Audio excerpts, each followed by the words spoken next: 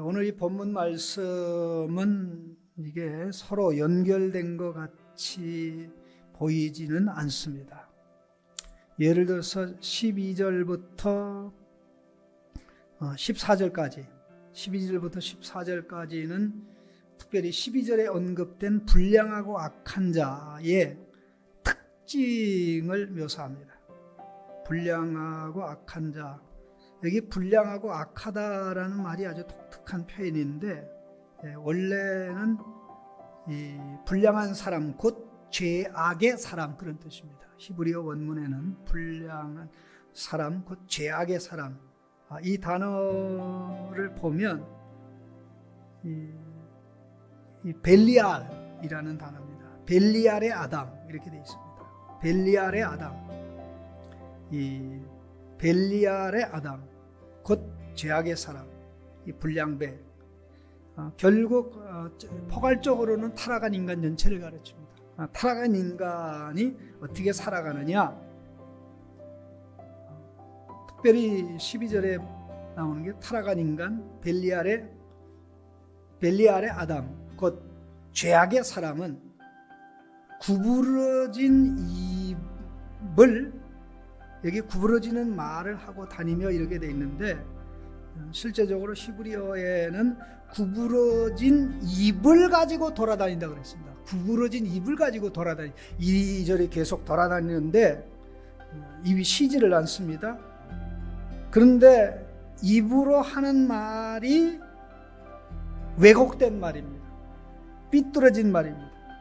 그러니까 그 말을 하기 위해서 이리 가고 저리 가고 온갖 곳을 돌아다니면서 행동을 하는 것입니다. 이 구부러졌다는 것은 사실과 다르다는 것이죠. 왜곡됐다는 것이죠.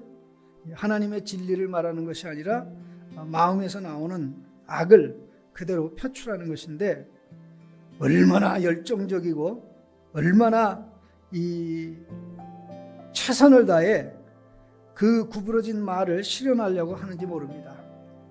13절 14절의 내용이 그겁니다. 이 온갖 바디 랭귀지를 다 동원합니다. 눈짓을 하고, 이게 눈짓을 한다, 사인을 보내는 겁니다. 이게 눈짓 한다는 것은 이게 뭐 좋은 말로는 윙크 한다 그러는데, 부모가 애한테 야 윙크해봐 하는 그게 아니라 사악한 암시를 하는 것입니다. 사악한 암시를 해서 자기의 뜻에 동조하고 자기가 요구한 것을 하라고 이제 사인을 보내는 것입니다. 그래서 눈짓, 그 다음에 발로 뜻을 보이며 발짓, 그 다음에 그것도 부족해서 손가락질, 손짓, 눈짓, 발짓, 손짓, 이 세 가지 행동이 입으로 하는 말, 이것을 실현하기 위한 그런 것입니다. 그런데 이 잠언서에 보면 사실 이 눈짓하는 자에 대해서 굉장히 부정적으로 이야기를 해놨는데요. 잠언서 10장 10절에 눈짓하는 자는 근심을 끼치고 입이 미련한 자는 멸망하느니라 그랬습니다. 눈짓하는 자는 근심을 끼친다 그랬습니다. 16장 30절에도 보면 눈짓을 하는 자는 패역한 일을 도모하며 입술을 닫는 자는 악한 일을 이루느니라, 그렇게 말씀했습니다. 이 눈짓이 이 죄악에 쌓인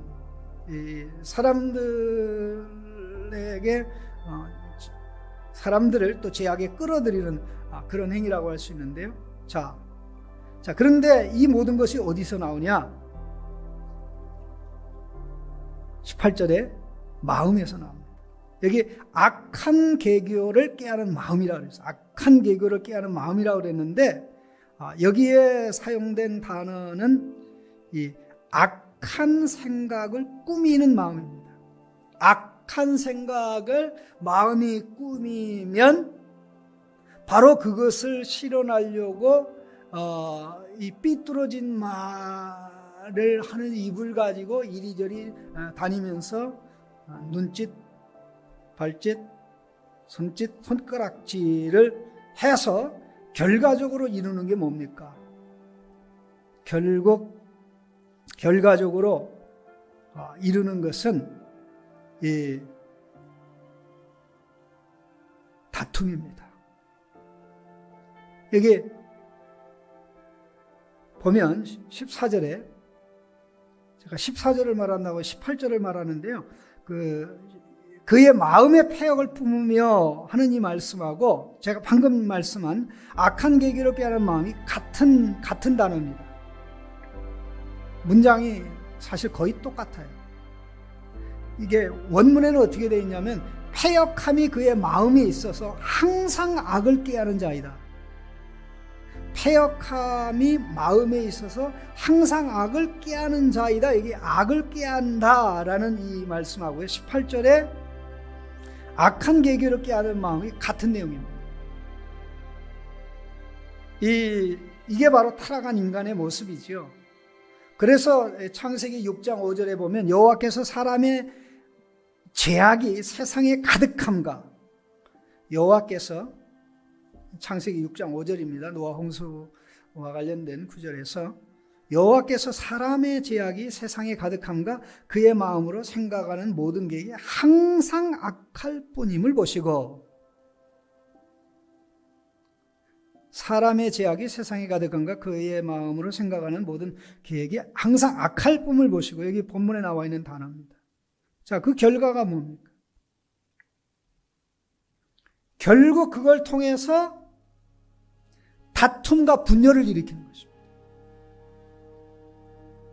이 삐뚤어진 입을 가진 사람이 열심히 여기저기 돌아다니면서 그게 인생입니다. 그게 삶입니다.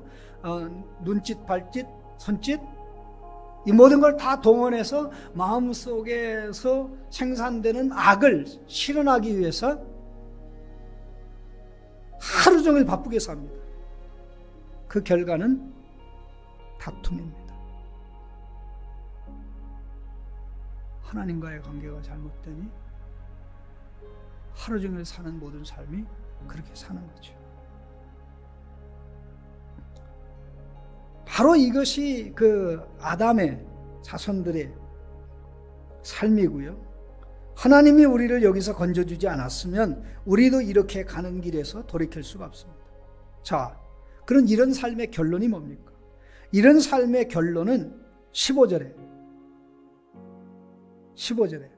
그러므로 그의 재앙이 갑자기 내려 당장에 멸망하여 살릴 길이 없다는 것입니다. 이게 그러므로, 여기 갑자기, 원래는 본문에는 갑자기라는 단어가 맨 앞에 나옵니다. 갑자기 그의 재앙이 임하고, 여기 당장에라는 단어하고 갑자기라는 단어는 거의 같은 단어입니다. 그러므로 갑자기 그의 재앙이 임하고, 갑자기 순식간에 그가 깨어져서, 이게 멸망하여 깨어져서 아주 박살나는 겁니다. 박살나서 살릴 길이 없다. 치유가 안 된다. 치유가 안 된다. 깨져도 어느 정도 깨져야 이거 갖다가 본드로 붙일 수 있는데, 박살나면 어떻게 됩니까? 본드도 소용없습니다. 공장에 갖다 줘서 새로 만들 수도 없습니다.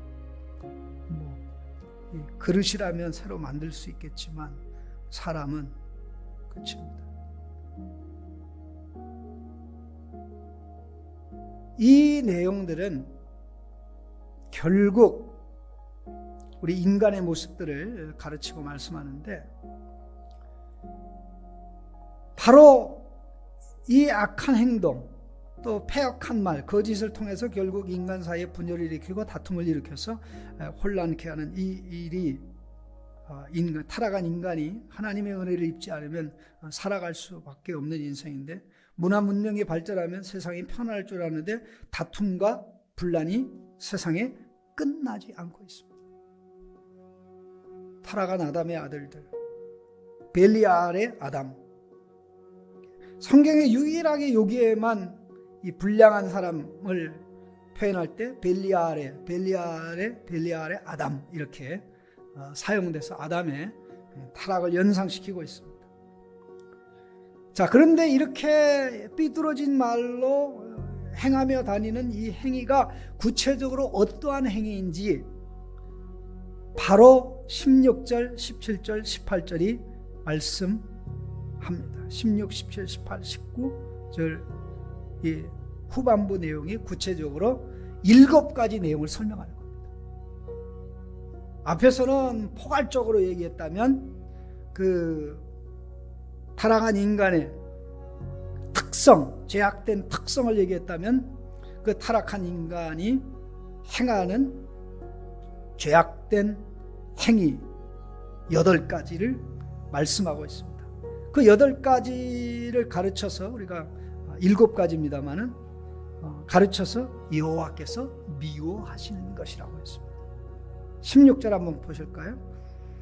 여호와께서 미워하시는 것, 그의 마음에 싫어하시는 것이 7가지니. 조금 싫어하는 것이 아니라 극도로 싫어하는 것입니다. 그냥 마음에 안 드는 것이 아니라 증오하시는 것입니다. 극도로 싫어하고 증오하고.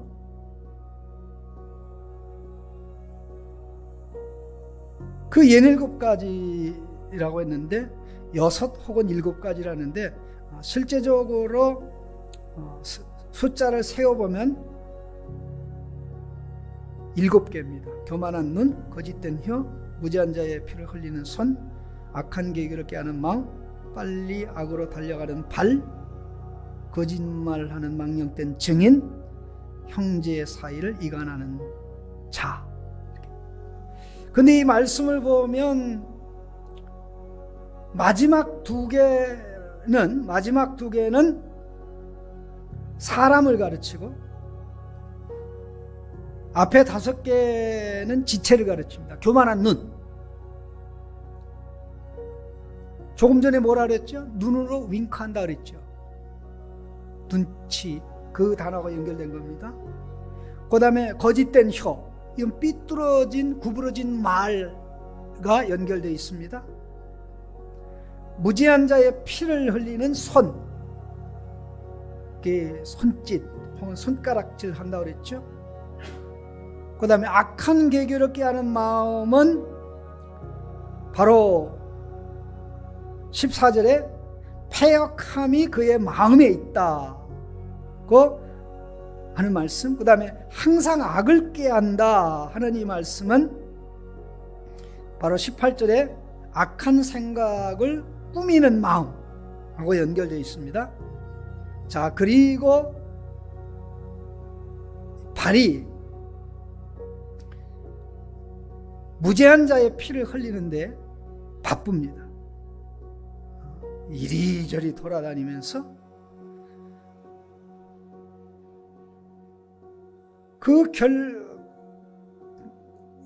그리고 나가서 계속하는 게 뭡니까? 거짓을 말하는 망령된 증인. 증인은 사실만을 말해야 됩니다. 사실을 말하고 자기의 느낌을 말하는 게 아닙니다. 사실을 말해야 됩니다. 진리를 말해야 됩니다. 그런데 거짓을 말하는 증인이기 때문에 망령된 증인이죠. 그 결과 어떻게 되느냐? 형제 사이를 이간하는 자다 그랬는데 여기 형제 사이를 이간한다는 말씀하고 14절에 다툼을 일으킨다라는 단어가 똑같은 문장입니다. 그러니까 앞부분에 나오는 이러한 벨리알의 아담, 타락한 인간의 모습은 하나님께서 증오하고 인정하지 않는 이러한 행위를 하는 인간이다 라는 걸 보면 결국 이러한 데서 우리가 살아나고 이러한 데서 회복받으려면 우리가 하나님의 은혜가 필요한 것이고 하나님의 은혜를 우리에게 가져다주는 말씀의 지혜의 말씀, 명철의 말씀, 총명의 말씀 근신하게 하고 분별력을 가지고 가게 하는 여기 눈짓, 발짓, 손가락질 했는데 우리는 이 말씀에 눈으로 똑바로 보고 귀로 똑바로 듣고 발걸음을 바로 지켜서 우리가 어떻게 가야 되는지 이미 우리는 앞에 말씀에서 주목하고 화기를 냈습니다. 그러니 우리의 모든 지체가 마음으로부터 시작해서 눈, 입, 손발 모든 게 죄악의 도구로 사용된다는 것을 보면 하나님의 은혜가 아니고는 내 손발이 의의 도구로, 하나님이 기뻐하는 도구로 살아갈 수 없다는 것을 우리는 다시 한번 확인할 수 있습니다. 이 모든 것을 근본적으로 해결한 것이 예수 그리스도의 죽으심과 부활입니다. 그가 죽으심으로, 그가 죽으심은 죄에 대하여 단번에 죽으시며 그가 살아나심은 하나님께 대하여 사심이니 그러므로 너희는 죄에 대하여는 죽은 자요 하나님께 대하여는 산 자로 여길지어다. 그러므로 너희 지체를 불의의 도구로, 죄의 도구로 죄에게 드리지 말고 의의 도구로 하나님께 드려 거룩함에 이르는 열매를 맺으라고 말씀하였던 것입니다. 이 말씀 생각하면서 이 아담의 타락으로 말미암아 인간식이 이런 것들이 있는데, 이러한 상황에서 우리를 건지는 하나님의 은혜는 지혜의 말씀, 총명의 말씀을 통해서 그 말씀이 우리 안에 들어오고 그 말씀이 우리를 사로잡고 우리를 사로잡은 말씀에 의해서 우리가 새롭게 빚어질 때 그만큼 우리의 손이, 발이, 행동이, 삶이 하나님의 화목을 이루면서 하나님과 바르게 된 관계를, 사람들과 바른 관계를 이루어 나아가는, 내가 가는 곳에 화목이, 내가 가는 곳에 일치가 이루어지는, 거짓이 떠나가고 진리가 자리 잡고 불의가 떠나가고 의가 자리 잡고 불행이 떠나가고 질서가 잡히는 이것, 하나님의 말씀으로 인한, 하나님의 말씀으로 회복된 은혜로 말미암아 이것이 가능한 줄 압니다. 또 집에서 기도하실 때 내 안에 보이게 보이지 않게 이런 것들이 있는데 이런 것으로부터 나를 건져주시고 점점 더 거룩함으로 우리의 지체가 거룩한 지체들이 되어질 수 있도록 복 주십시오. 하나님이 증오하는 이런 것들을 버릴 수 있도록, 눈으로 보고 멀리할 수 있도록 말씀으로 우리를 지키시고 인도하여 주옵소서.